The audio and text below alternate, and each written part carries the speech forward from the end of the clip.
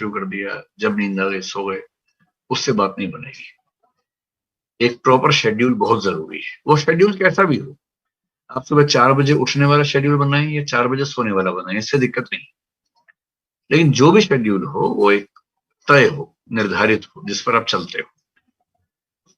Schedule ऐसा बनाइए कि पढ़ाई का उसमें कम से कम 6-7 घंटे, और अगर आप 6 महीने से पढ़ रहे हैं, केवल पढ़ाई करते हैं, कोई नौकरी वगैरह नहीं करते हैं, तो कोशिश करनी चाहिए कि लगभग 10 से 12 घंटे पढ़ाई आपकी हो।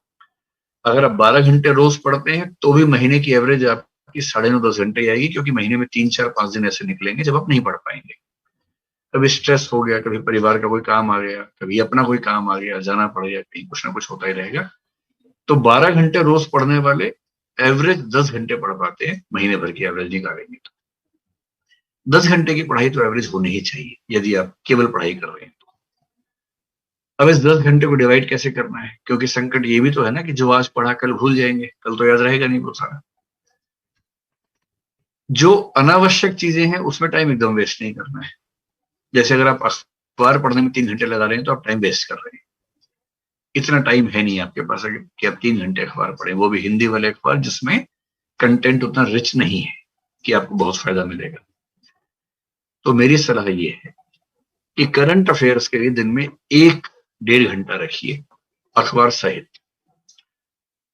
अखबार पढ़ने का शौक है तो पढ़ना चाहिए, लेकिन इस भाव से मत पढ़िए कि इससे आईएएस बन जाएंगे।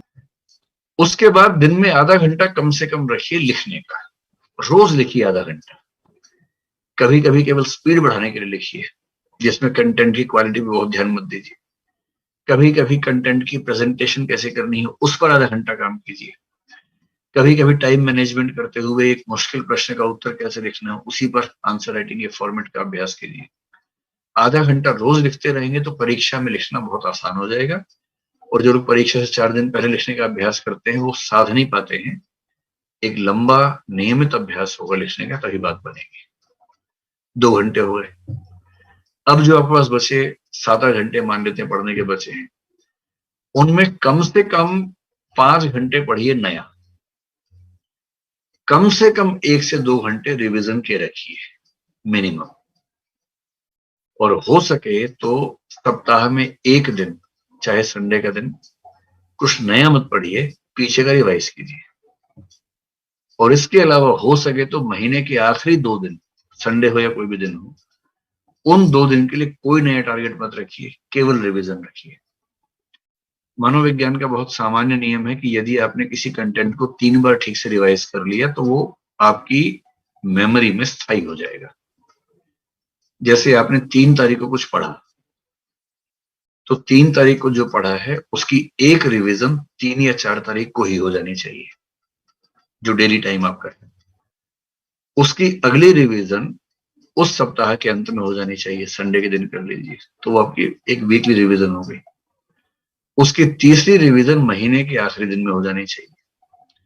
जहां आपने किसी कंटेंट को उस दिन, उस सप्ताह के अंत में और महीने के अंत में 3 बार रिवाइज कर लिया ठीक से, तो फिर वो आपकी स्मृति में लगभग स्थायी हो जाता है। इतना स्थायी है कि एग्जाम से पहले उसको जैसे देखेंगे आपको याद आ जाएगा। उतना ही चाहिए परीक्षा के लिए। तो टाइम मैनेजमेंट का एक मोटा मोटा खाका मैंने आपको बता दिया। एक तो शेड्यूल बनाइए, एनुअल, मंथली, डेली, कि पूरे साल का टारगेट ये है। साल के टारगेट को महीने में बांट के देखेंगे तो जनवरी में ये, फरवरी में ये, मार्च में ये, मोटा मोटा क्लासिफिकेशन कर लीजिए। फिर महीने का टारगेट ध्यान में रखते हुए डेली टारगेट बना लीजिए कि आज मुझे इतना पढ़ लेना है। और फिर जो शेड्यूल बनाएंगे उसमें मैंने आपसे पहले ही कहा कि शेड्यूल मानवीय बनाइएगा, बहुत मुश्किल मत बनाइए कि जो पूरा करना संभव ना हो। वरना क्या होगा, 2 दिन आप शेड्यूल पे चलेंगे, फिर हाफ के बैठ जाएंगे, उसका फायदा नहीं है। उतना ही रखिए जितना सामान्य रूप से संभव है। और मनुष्य बने रहने का सारा रास्ता निकालिए। हंसी मजाक, मनोरंजन, दोस्तों से बातचीत, खेल कूद, सैर, इस सब का समय जरूर रखिए, वरना शेड्यूल चल नहीं पाएगा। तो पूरी बात का सार, 24 घंटे में से केवल 10 से 12 घंटे पढ़ाई को देने हैं, बाकी 10 से 12 घंटे या 12-14 घंटे बाकी चीजों के लिए। जो 12 घंटे पढ़ाई के लिए हैं या 10 घंटे पढ़ाई के लिए हैं, उनमें से 1.5 घंटा करंट अफेयर्स अखबार सहित, आधा घंटा कम से कम लिखने का अभ्यास प्रतिदिन, ये 2 घंटे हो गए। 2 घंटे कम से कम रिवीजन के रोज, सप्ताह में 1 पूरा दिन और महीने के अंत में 2 पूरे दिन अलग से, यानी कि महीने में 6 दिन रिवीजन के रख लीजिए। बाकी 24 दिनों में रोज 5 से 6 या 7 घंटे नया पढ़िए। ये शेड्यूल मेरे ख्याल से आपको सबसे ज्यादा हेल्प करेगा।